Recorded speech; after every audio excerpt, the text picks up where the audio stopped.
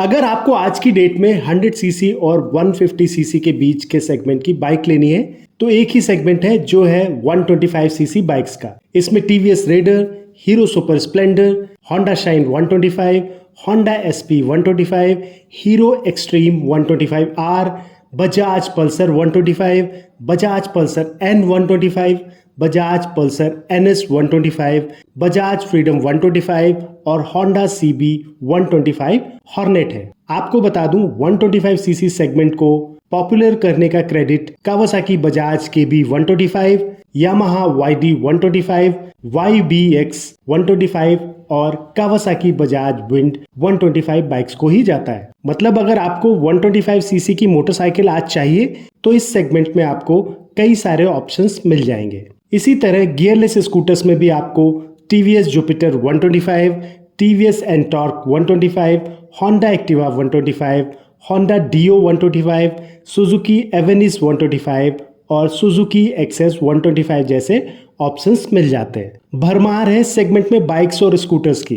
पर एक ऐसा भी दौर हुआ करता था जब 135 सीसी की बाइक्स आया करती थी। नमस्कार दोस्तों, आपका हमारे चैनल पर बहुत बहुत स्वागत है। आज के इस वीडियो में मैं आपसे 135 सीसी की बाइक्स के बारे में बात करने जा रहा हूँ। इनमें से कुछ बाइक्स ने तो झंडे गाड़े, पर कुछ बाइक्स को सक्सेस ज्यादा मिल नहीं पाई। सामने दिख रही बाइक आपको RX 100 जैसी दिख रही होगी। इस बाइक का डिजाइन यामाहा RX 100 से मिलता जुलता ही था, पर इसमें 135 सीसी का इंजन देकर एस्कॉर्ट्स यामाहा ने ईयर 1996 में RXG के नाम से लॉन्च किया था। बॉर्न टू लीड जैसे कैच फ्रेज के साथ लॉन्च हुई ये बाइक गच्चा खा गई।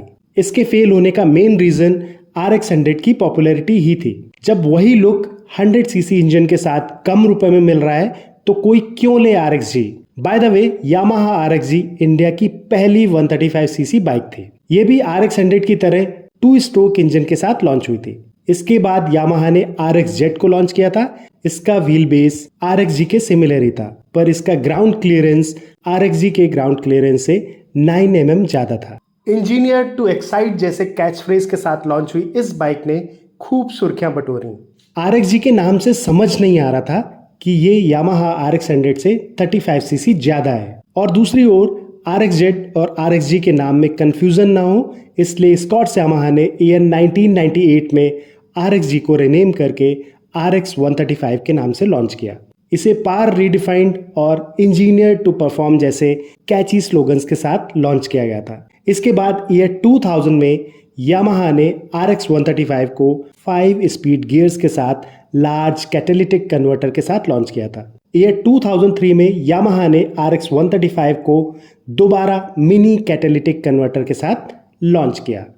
तो ये थी यामाहा की 135 सीसी बाइक्स की कहानी। सच में 135 सीसी सेगमेंट को पहचान दिलाने का क्रेडिट यामाहा और इसकी सपोर्टिंग कंपनी एस्कॉर्ट्स को ही जाता है। अब इस बाइक को देखें, कितनों को ये बाइक याद है। ये है हीरो होंडा एम्बिशन 135।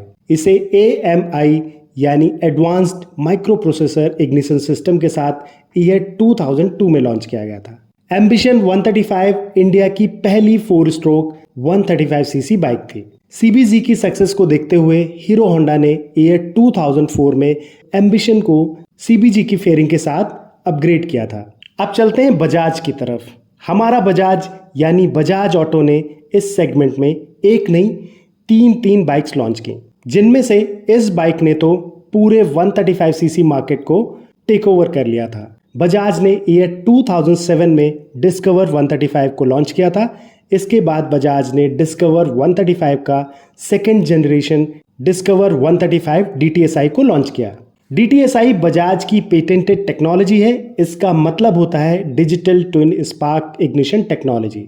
अच्छे खासे चलते फिरते नाम को मिट्टी में मिलाने की आदत बजाज की नई नहीं है, बहुत पुरानी है। और बजाज मानी नहीं, ईयर 2009 में बजाज ने पल्सर 135 LS को लॉन्च कर दिया। इसके नाम में LS का मतलब था लाइट स्पोर्ट्स। अरे भाई, जब डिस्कवर 135 अच्छा खासा परफॉर्म कर रही थी अपने सेगमेंट में तो पल्सर के नाम को यूज करने की जरूरत क्या थी। आप में से कितने लोगों को एक्सीड या कहें XCD 125 याद है। इसकी फ्रंट नंबर प्लेट हिंज के साथ आती थी। पता नहीं बजाज ने इस नंबर प्लेट में हिंज क्यों लगाया था, कोई सॉलिड रीजन नहीं पता। एक्सीड 125 स्टार्टिंग में अच्छी खासी चली, पर बजाज से एक्सीड 125 की सक्सेस बर्दाश्त नहीं हुई और एक्सीड के नाम को यूज करते हुए एक्सीड 135 को लॉन्च कर दिया। एक्सीड 135 फुल फ्लॉप रही। बजाज को अभी भी सुकून नहीं मिला। प्लेटिना के नाम की ऐसी की तैसी करने की ठान ली और एक्सीड 125 के इंजन के साथ प्लेटिना 125 DTS-Si को लॉन्च कर दिया। प्लेटिना 125 DTS-Si के बाद प्लेटिना 125 भी लॉन्च हुई। स्टार्टिंग की 135 सीसी बाइक्स के न चल पाने का कारण पॉपुलर 100 सीसी बाइक्स रहीं, पर यामाहा के 135 सीसी बाइक्स लॉन्च करने के फैसले की तो दाद देनी पड़ेगी और वहीं हीरो होंडा को भी मानना पड़ेगा। स्कॉट्स यामाहा और हीरो होंडा ने 135 सीसी सेगमेंट को एक डायरेक्शन दे दी थी, जिसका फायदा बजाज को खूब मिला, पर बजाज ने 135 सीसी सेगमेंट की मिट्टी पलीत कर दी और लुटिया डुबो दी। आशा करता हूँ आपको ये वीडियो पसंद आया होगा। ऐसे ही वीडियोस को देखने के लिए आप हमसे जुड़े रहिए। वीडियो को लास्ट तक देखने के लिए आपका बहुत बहुत धन्यवाद।